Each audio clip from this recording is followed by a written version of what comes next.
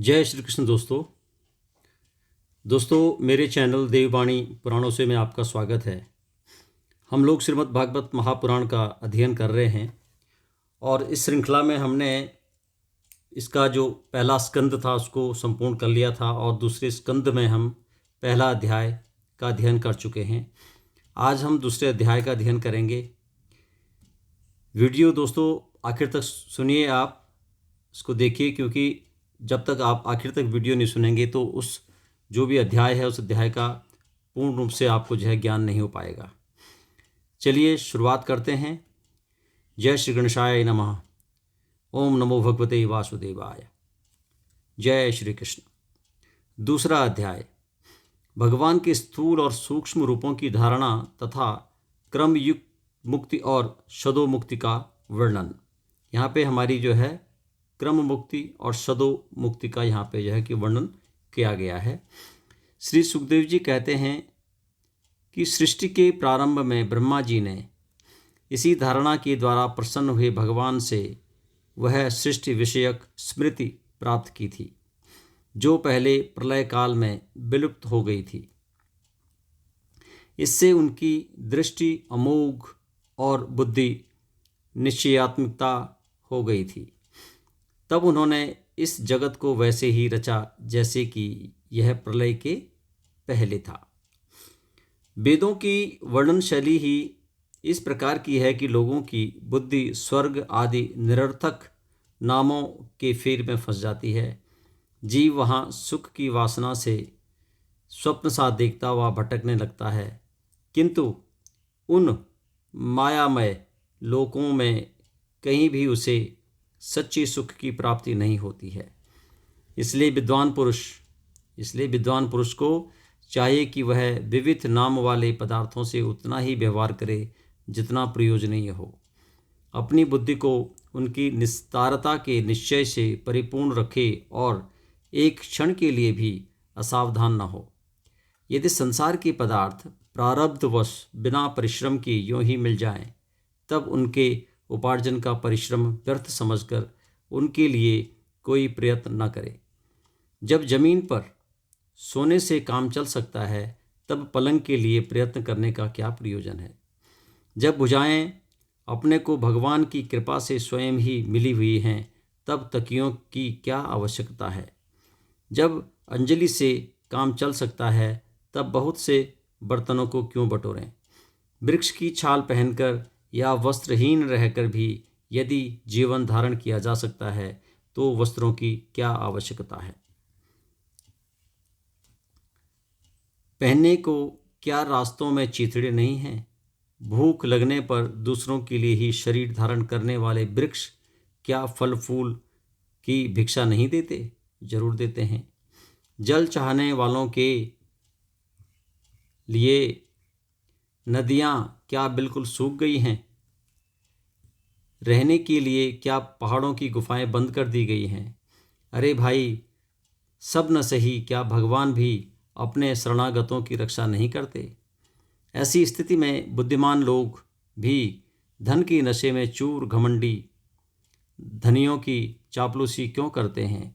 इस प्रकार विरक्त हो जाने पर अपने हृदय में नित्य विराजमान स्वतः सिद्ध आत्मस्वरूप परम प्रियतम परम सत्य जो अनंत भगवान है, बड़े प्रेम और आनंद से दृढ़ निश्चय करके उन्हीं का ध्यान करें, क्योंकि उनके भजन से जन्म मृत्यु के चक्कर में डालने वाले अज्ञान का नाश हो जाता है। पशुओं की बात तो अलग है, परंतु मनुष्यों में भला ऐसा कौन है जो लोगों को इस संसार रूप बैतरणी नदी में गिरकर अपने कर्मजन्य दुखों को भोगते हुए देखकर भी भगवान का मंगलमय चिंतन नहीं करेगा। इन असत विषय भोगों में ही अपने चित्त को भटकने देगा। कोई साधक अपने शरीर के भीतर हृदयाकाश में विराजमान भगवान के प्रादेश मात्र स्वरूप की धारणा करते हैं। वे ऐसा ध्यान करते हैं कि भगवान की चार भुजाओं से शंख चक्र गदा और पद्म हैं। उनके मुख पर प्रसन्नता झलक रही है। कमल के समान विशाल और कोमल नेत्र हैं। कदम्ब के पुष्प की केसर के समान पीला वस्त्र धारण किए हुए हैं। भुजाओं में श्रेष्ठ रत्नों से जड़े हुए सोने के बाजूबंद शोभायमान हैं। सिर पर बड़ा ही सुंदर मुकुट और कानों में कुंडल हैं, जिनमें जड़े हुए बहुमूल्य रत्न जगमगा रहे हैं। उनके चरण कमल योगेश्वरों के खिले हुए हृदय कमल की कर्णिका पर विराजित हैं। उनके हृदय पर श्रीवत्स का चिन्ह, एक सुनहरी रेखा है। गले में कौस्तुभ मणि लटक रही है। वक्षस्थल पर कभी न कुम्हलाने वाली बनमालाओं से घिरा हुआ है। वे कमर में करधनी, अंगुलियों में बहुमूल्य अंगूठी, चरणों में नुपुर और हाथों में कंगन आदि आभूषण धारण किए हुए हैं। उनके बालों की लटें बहुत चिकनी, निर्मल, घुंघराली और नीली हैं। उनका मुख कमल मंद मंद मुस्कान से खिल रहा है। लीलापूर्ण उन्मुक्त हास्य और चितवन से शोभायमान भौं के द्वारा वे भक्तजनों पर अनंत अनुग्रह की वर्षा कर रहे हैं। जब तक मन इस धारणा के द्वारा स्थिर न हो जाए, तब तक बार बार इन चिंतन स्वरूप भगवान को देखते रहने की चेष्टा करनी चाहिए। भगवान के चरण कमलों से लेकर उनके मुस्कान युक्त मुख कमल पर्यंत समस्त अंगों की एक एक करके बुद्धि के द्वारा धारणा करनी चाहिए। जैसे जैसे बुद्धि शुद्ध होती जाएगी, वैसे वैसे चित्त स्थिर होता जाएगा। जब एक अंग का ध्यान ठीक ठीक होने लगे, तब उसे छोड़कर दूसरे अंग का ध्यान करना चाहिए। ये विश्वेश्वर भगवान दृश्य नहीं दृष्टा हैं, दृश्य नहीं दृष्टा हैं। सगुण निर्गुण सब कुछ इन्हीं का स्वरूप है। जब तक इनमें अनन्य प्रेममय भक्ति योग न हो जाए, तब तक साधक को नित्य नैमित्तिक कर्मों के बाद एकाग्रता से भगवान के उपयुक्त स्थूल रूप का ही चिंतन करना चाहिए। परीक्षित, जब योगी पुरुष इस मनुष्य लोक को छोड़ना चाहे, तब देश और काल में मन को न लगाए। सुखपूर्वक स्थिर आसन से बैठकर प्राणों को जीतकर मन से इंद्रियों का संयम करे। तदनंतर अपनी निर्मल बुद्धि से मन को नियमित करके मन के साथ बुद्धि को क्षेत्रज्ञ में और क्षेत्रज्ञ को अंतरात्मा में लीन कर दे। फिर अंतरात्मा को परमात्मा में लीन करके धीर पुरुष उस परम शांतिमय अवस्था में स्थित हो जाए। फिर उसके लिए कोई कर्तव्य शेष नहीं रह जाता है। इस अवस्था में सद्गुण भी नहीं है और रजोगुण और तमोगुण की तो बात ही क्या है। अहंकार, महत्व और प्रकृति का भी वहाँ अस्तित्व नहीं है। उस स्थिति में जब देवताओं के नियामक काल की भी दाल नहीं गलती, तब देवता और उनके अधीन रहने वाले प्राणी तो रह ही कैसे सकते हैं। योगी लोग यह नहीं इस प्रकार परमात्मा से भिन्न पदार्थों का त्याग करना चाहते हैं और शरीर तथा उसके संबंधी पदार्थों में आत्मबुद्धि का त्याग करके हृदय के द्वारा पद पद पर भगवान के जिस परम पूज्य स्वरूप का आलिंगन करते हुए अनन्य प्रेम से परिपूर्ण रहते हैं, वही भगवान विष्णु का परम पद है। इस विषय में समस्त शास्त्रों की सम्मति है। ज्ञान दृष्टि के बल से जिसके चित्त की वासना नष्ट हो गई है, उस ब्रह्मनिष्ठ योगी को इस प्रकार अपने शरीर का त्याग करना चाहिए। पहले एड़ी से अपनी गुदा को दबाकर स्थिर हो जाए और तब बिना घबराहट के प्राण वायु को षडचक्र भेदन की रीति से ऊपर ले जाए। मनुष्य योगी को चाहिए कि नाभि चक्र मणिपूरक में स्थित वायु को हृदय चक्र अनाहत में, वहाँ से उदान वायु के द्वारा वक्षस्थल के ऊपर विशुद्ध चक्र में, फिर उस वायु को धीरे धीरे तामूल में विशुद्ध चक्र के अग्रभाग में चढ़ा दे। तदंतर 2 आँखें, 2 कान, 2 नासा छिद्र और मुख, इन 7 छिद्रों को रोक कर उस तालु मूल में स्थित वायु को भौहों के बीच आशा चक्र में ले जाए। यदि किसी लोक में जाने की इच्छा न हो, तो आधी घड़ी तक उस वायु को वहीं रोककर स्थिर लक्ष्य के साथ उसे सहस्त्रार में ले जाकर परमात्मा में स्थिर हो जाए। इसके बाद ब्रह्म रंध्र का भेदन करके शरीर इंद्रियों को छोड़ दे। परीक्षित, यदि योगी की इच्छा हो कि मैं ब्रह्मलोक में जाऊं, आठों सिद्धियां प्राप्त करके आकाशचारी सिद्धों के साथ विहार करूं, अथवा त्रिगुणमय ब्रह्मांड के किसी भी प्रदेश में विचरण करूं, तो उसे मन और इंद्रियों को साथ ही लेकर शरीर से निकलना चाहिए। योगियों का शरीर वायु की भांति सूक्ष्म होता है। उपासना, तपस्या, योग और ज्ञान का सेवन करने वाले योगियों को त्रिलोकी के बाहर और भीतर सर्वत्र स्वच्छंद रूप से विचरण करने का अधिकार होता है। केवल कर्मों के द्वारा इस प्रकार बेरोक टोक विचरना नहीं हो सकता।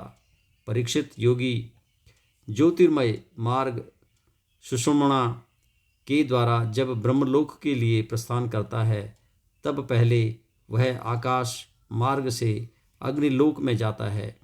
वहाँ उसके बचे खुचे मल भी जल जाते हैं। इसके बाद वह वहाँ से ऊपर भगवान श्रीहरि के शिशुमार नामक ज्योतिर्मय चक्र पहुँचता है। भगवान विष्णु का यह शिशुमार चक्र विश्व ब्रह्मांड के भ्रमण का केंद्र है। उसका अतिक्रमण करके अत्यंत सूक्ष्म एवं निर्मल शरीर से वह अकेला ही महलोक में जाता है। वह लोक ब्रह्म देवताओं के द्वारा भी बंधित है और उसमें कल्प पर्यंत जीवित रहने वाले देवता विहार करते हैं। फिर जब प्रलय का समय आता है, तब नीचे की लोगों को शेष के मुख से निकली हुई आग के द्वारा भस्म होते देख वह ब्रह्मलोक में चला जाता है। जिस ब्रह्मलोक में बड़े बड़े सिद्धेश्वर विमानों पर निवास करते हैं, उस ब्रह्मलोक की आयु ब्रह्मा के आयु के समान ही 2 परार्ध की होती है। वहाँ न शोक है, न दुख है, न बुढ़ापा है और न मृत्यु है। फिर वहाँ किसी प्रकार का उद्वेग या भय तो हो ही कैसे सकता है। वहाँ यदि दुख है तो केवल एक बात का, वह यही कि इस परम पद को न जाने वाले लोगों के जन्म मृत्युमय अत्यंत और संकटों को देखकर दयावश वहाँ की लोगों के मन में बड़ी व्यथा होती है। सत्यलोक में पहुँचने के पश्चात वह योगी निर्भय होकर अपने सूक्ष्म शरीर को पृथ्वी से मिला देता है और फिर उतावली न करते हुए 7 आवरणों का भेदन करता है। पृथ्वी रूप से जल को और जल रूप से अग्निमय आवरणों को प्राप्त होकर वह ज्योतिरूप से वायु रूप आवरण में आ जाता है और वहाँ से समय पर ब्रह्मा की अनंतता का बोध कराने वाले आकाश रूप आवरण को प्राप्त करता है। इस प्रकार स्थूल आवरणों को पार करते समय उसकी इंद्रियां भी अपने सूक्ष्म अधिष्ठान में लीन हो जाती हैं।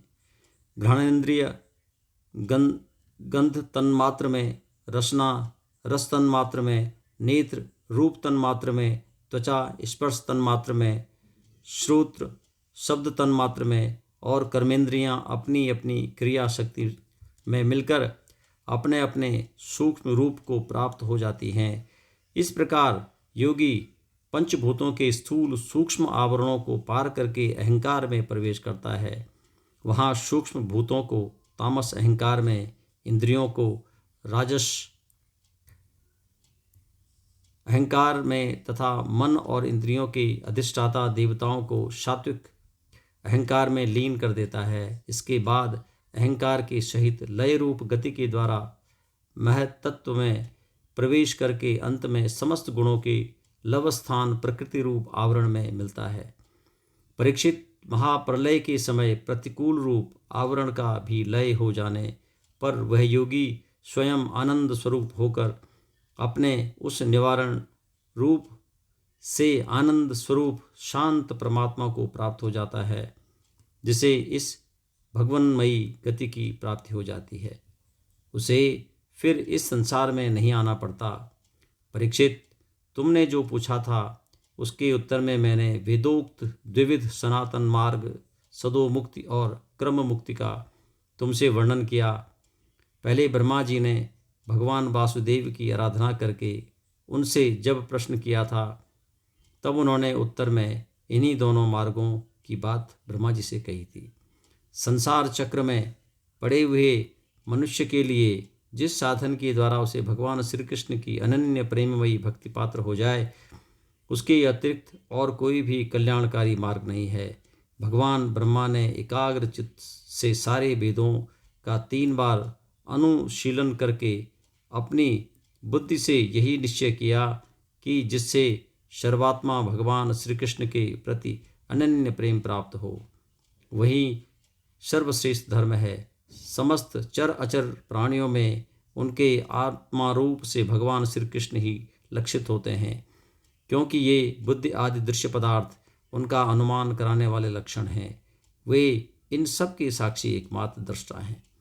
परीक्षित, इसलिए मनुष्य को चाहिए कि सब समय और सभी स्थितियों में अपनी संपूर्ण शक्ति से भगवान श्री हरि ही श्रवण कीर्तन और स्मरण करे। राजन, संत पुरुष आत्मस्वरूप भगवान की कथा का मधुर अमृत बांटते ही रहते हैं।